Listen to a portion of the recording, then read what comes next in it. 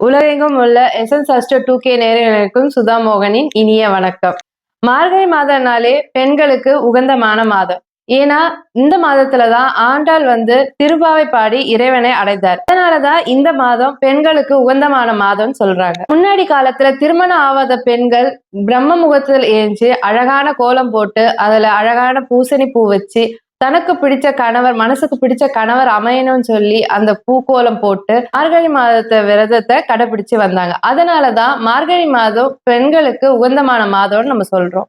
இந்த மார்கழி மாசம் ஒவ்வொரு ராசிக்காரங்களுக்கு என்ன மாதிரி நற்பலன் இருக்கு, எந்தெந்த விஷயத்துல அவங்க கவனமா இருக்குன்றத நம்ம மோசஸ் ஐயா கிட்ட கேட்டு தெரிஞ்சுக்கலாம். ஞாபகமா எங்க சேனலை சப்ஸ்கிரைப் பண்ணுங்க, லைக் பண்ணுங்க, ஷேர் பண்ணுங்க. எங்க சேனலுக்கு சப்போர்ட் பண்ணுங்க.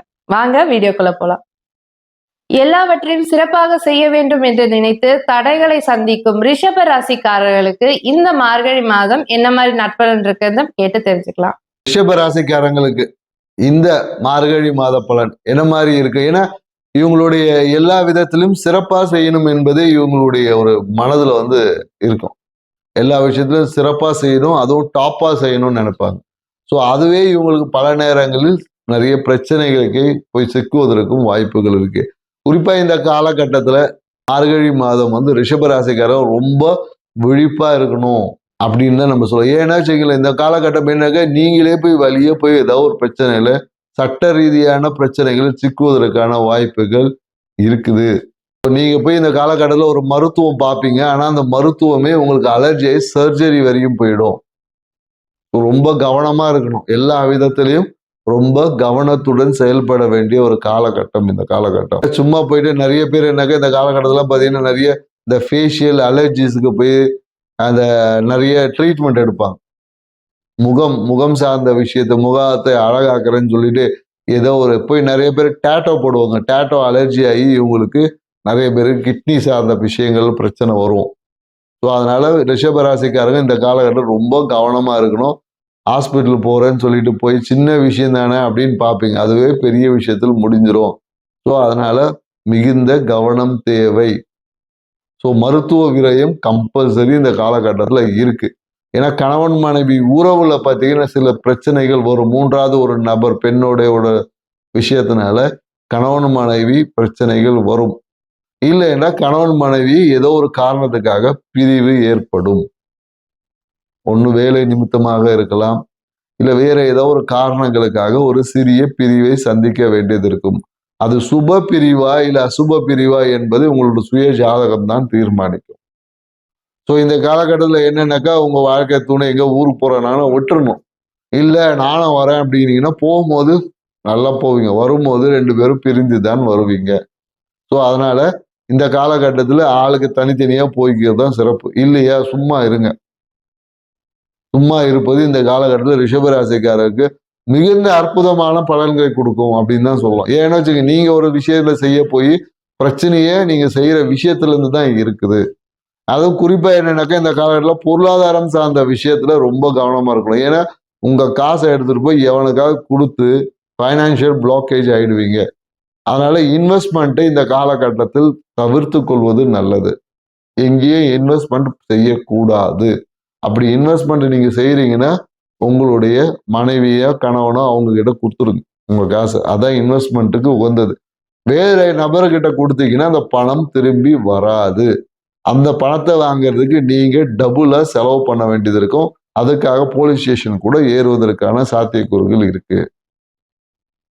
ஸோ அதனால ரிஷபராசிக்காரங்க இந்த காலகட்டத்தில் நீங்க ஒண்ணுமே செய்யாம இருங்க, அதான் உங்களுக்கு நல்லது. நடப்பது இறைவனோட சித்தத்தின் பிரகாரம் நடக்கட்டும் சொல்லிட்டு விட்டுருங்க. ஸோ இந்த காலகட்டத்தில் நிறைய எந்த ஒரு புதிய மருத்துவ விஷயங்களில் ஈடுபடும் போது ரொம்ப கவனமா ஈடுபடணும். ஏன்னா அந்த விஷயமே உங்களுக்கு அலர்ஜியாக மாறிவிடும். ஸோ அதனாலதான் நம்ம ஏன் இதை வலியுறுத்தி சொல்றேன்னா ரிஷபராசிக்காரர்கள் இந்த காலகட்டங்கள் அந்த அளவுக்கு சிறப்பா இல்லை. ஏன்னா எப்படியும் நான் இப்ப சொல்வதை எந்த ரிஷபராசிக்காரரும் கேட்க மாட்டாங்க. ஏன்னா பொதுவாகவே அவங்களுக்கு அறிவு கட்ஸ் கொஞ்சம் அதிகமாக இருக்கிறதுனால எல்லாத்தையும் அனுபவிச்சுட்டு வந்து தான் இந்த வீடியோவே பார்ப்பாங்க. ஏன்னா ஆரம்பத்திலே சொல்கிறோம், இது ஒரு அவேர்னஸ் அலர்ட்டை தான் கொடுக்க முடியும். ஆனால் நீங்கள் அனுபவிச்சுட்டு தான் வருவீங்க. என்னன்னா தாராளமாக வாங்க, ஒன்றும் தப்பு கிடையாது. ஸோ மேலும் என்னன்னாக்கா இந்த காலகட்டத்தில் நிறைய பேர் என்னன்னாக்கா வாகனத்துல பயணிக்கும் போது ரொம்ப கவனமா பயணிக்கணும். ஏன்னா இந்த காலத்தில் நிறைய பேர் பார்த்தீங்கன்னா ஹெல்மெட் போடாம இல்லை டாக்குமெண்ட்டை மிஸ் பண்ணிட்டு போய் பெனால்ட்டி கட்டக்கூடிய வாய்ப்புகள்லாம் இருக்கு. ஸோ ரிஷபராசிக்காரன் இந்த காலத்தில் அரசுக்கான ஏதாவது ஒரு பெனால்ட்டி ஃபைன் போடுவாங்க கண்டிப்பா. வாகனத்துல போனீங்கன்னா கண்டிப்பா ஃபைன் போடுவாங்க. அதே குறிப்பா இந்த காலகட்டத்தில் நிறைய பேருக்கு பார்த்தீங்கன்னா இந்த ஹெட்லைட் ஏதாவது உடையிறது, லைட் ஃபீஸ் போகும், இண்டிகேட்டர் உடையும். குறிப்பா ரைட் சைடு இண்டிகேட்டர் எங்கேயாவது போய் தட்டுவீங்க, ரைட் சைடு இண்டிகேட்டர் கண்டிப்பாக உடையும். ரைட் சைடு திரும்பும் போது ரொம்ப கவனமா திரும்பணும். இண்டிகேட்டர் போடாம திரும்பியும் சில பேர் விபத்தை சந்திக்கக்கூடிய வாய்ப்பு இருக்கும். லெஃப்ட் சைடு கிடையாது, ரைட் சைடு இண்டிகேட்டரை நீங்க போடாம போயிட்டு இல்லை ரைட் சைடு இண்டிகேட்டர் தப்பா போயிட்டு பின்னாடி வரவனுக்கு புரிதலை மாற்றி விட்டுட்டு கண்டிப்பாக சிறிய ஒரு விபத்தையாவது ரிஷபராசிக்காரர் இந்த காலையில் சந்திக்கிறதுக்கு வாய்ப்பு இருக்கு. ஸோ அதுக்காக ரிஷபர் நடக்கும்னு சொல்லலை. நீங்க விழிப்பா இருந்தா இதை தவிர்த்து கொள்ளலாம் என்பதற்கான ஒரு பதிவு தான் இந்த பதிவு. சரிங்களா? பொருளாதாரம் சார்ந்த விஷயத்துல ரொம்ப இருக்கும். குறிப்பா வாகனத்துல போகும்போது கவனமா போகணும். அப்படி இல்லைன்னா கோட்டை தாண்டி போவீங்க, சிக்னலை மாற்றி சிக்னல் பச்சை, நான் போகும்போது பச்சைன்னுச்சுங்க, நேராக போனீங்கன்னா ஒரு பெனால்ட்டி, ஒரு 500 ரூபா ஃபைன் கட்ட வேண்டிய சூழல் வந்து கண்டிப்பாக இந்த காலத்தில் உருவாவதற்கான வாய்ப்பு இருக்கு. ஸோ மிகுந்த கவனமா இருங்க. அதே போல டாக்குமெண்ட்ஸ்லாம் வண்டியில டாக்குமெண்ட்லாம் கரெக்டாக இருக்கான்னு ஒரு வாட்டி செக். ஏன்னா ரிஷபராசிக்கு இந்த காலத்தில் 2 டாக்குமெண்ட் வச்சுங்க. ஏன்னா எப்படியும் ஒன்று தொலைச்சிரும், இன்னொரு டாக்குமெண்ட்டையும் சேர்த்து வச்சுக்கோங்க. ஸோ இப்படி இருந்தீங்கன்னா இந்த காலகட்டத்தில் தேவையற்ற அபராதங்களை தவிர்த்து கொள்ளலாம். அதே போல இந்த காலகட்டத்தில் என்ன பண்ணணும்னா இந்த ஃபேஷன் டிசைன் அந்த மாதிரியான விஷயங்கள்ல இல்லை ஃபேஷியல் பண்றேன் அப்படின்னு நிறைய பேர் பண்ணி ஏதாவது ஒரு புதுசா ஏற்கனவே நீங்க பண்ணிட்டு இருக்கக்கூடிய விஷயங்கள்னால பிரச்சனை வராது. புதிய முயற்சிகள் எதுவுமே ஈடுபடாது. நீங்க இந்த காலகட்டத்தில் என்னன்னாக்கா பெண்களா இருந்தாலும் போயிட்டு என்ன பண்ணுவீங்க, புதுசா ஒரு பியூட்டி பார்லர் போவாங்க. அவங்க போனா எனக்கு இந்த ட்ரீட்மெண்ட் அந்த ட்ரீட்மெண்ட் ஏதோ ஒன்று பண்ணுவீங்க, இருக்கிறதும் போயிடும். நிறைய பேர் என்னக்கா இந்த காலத்தில் ஃபேஷனுக்காக முடியை வந்து ஸ்ட்ரைட்னிங் பண்றேன் அப்படின்னு சொல்லி இருக்கிற முடியும் கொட்டி போயிடும். ஸோ இது எல்லாமே ரிஷபராசிகள் ஏற்படுவதற்கான வாய்ப்புகள் இருக்கு. ஸோ அதனால புதுசாக எந்த ஒரு ஃபேஷியல் அழகுபடுத்திக்கிறேன் அப்படின்ற எந்த ஒரு விஷயத்தையும் இந்த மாதத்தை மட்டும் தவிர்த்துருங்க. அடுத்த மாதம் நீங்க செஞ்சுக்கிங்க.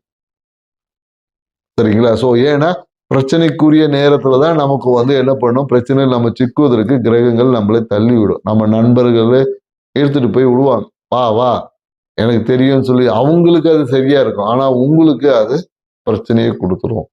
ஸோ அதனால குறிப்பா இந்த ஃபேஷியல், இந்த பியூட்டி கான்செப்ட் இந்த மாதிரியான விஷயங்களில் தவிர்த்துக்கணும். மேலும் என்னன்னாக்கா அதே போல அதிகமாக கோல்டுக்கான மாத்திரை போடும் போதும் கவனமா இருக்கணும் ரிஷபராசிக்காரங்கள். இந்த காலகட்டம்னாக்கா குளிர்காலத்துல நீங்க ஒன்றுக்கு மேற்பட்ட அந்த மாத்திரைகளை அதிகமாக போடும்போது அதுவே உங்களுக்கு மிகப்பெரிய ஒரு வியாதியை ஏற்படுத்திடும். உங்களுக்கு கோல்டு மாத்திரை போடும்போது, குறிப்பா கோல்டு மாத்திரை போடும்போது ரொம்ப கவனமா போட்டுக்குங்க. நிறைய பேருக்கு இந்த காலகட்டத்தில் என்ன பண்ணுவாங்கன்னா, நிறைய பேருக்கு இந்த வயதானவங்களுக்கு பார்த்தீங்கன்னா யூட்ரஸ் ரிமூவல் பண்ணுவது இந்த மாதிரியான விஷயங்கள் நிறைய நடக்கும். நிறைய ரிஷபராசிக்காரர் இந்த கிட்னி டிரான்ஸ்பிளான்ட் பண்றது இல்லை கிட்னி டயாலிசிஸ் பண்ணக்கூடிய வாய்ப்புகள் எல்லாமே இந்த காலகட்டத்தில் இருக்கு. ஸோ ஒரு மாதத்தை கொஞ்சம் தவிர்த்துக்குங்க. இந்த ஒரு மாதத்தை எப்படியாவது நகர்த்திட்டாவே அடுத்த மாதம்லாம் அதிர்ஷ்டம் நிறைஞ்சதா இருக்கு. சரிங்களா? ஏன்னா நீங்களா போய் தான் பிரச்சனை சிக்கிற மாதிரி தான் கிரகங்கள் இருக்கு. ஸோ அப்போ உங்களே சரி பண்ணாவே உங்களை சுத்தி இருக்கிற விஷயங்கள் சரியாயிடும். ஏன்னா உங்களுக்கு நடக்க போற அனைத்து காரியத்துக்கும் ரிஷபராசிக்காரர்களை நீங்கள் தான் காரணமா இருக்கீங்க. ஸோ அதனால உங்களுடைய அவசரம், உங்களுடைய திறமை இது எல்லாத்தையும் கொஞ்சம் அடக்கி வச்சுட்டு இருந்தீங்கன்னா அடுத்த மாதம் தை பிறந்தா வழி பிறக்குன்ற மாதிரி எல்லாத்துக்கும் வழி இருக்கு. ஸோ இந்த பதிவே உங்களுக்கு ஒரு விழிப்புணர்வு பதிவா இருக்கும். செஞ்சு பாருங்க. நன்றி, வணக்கம்.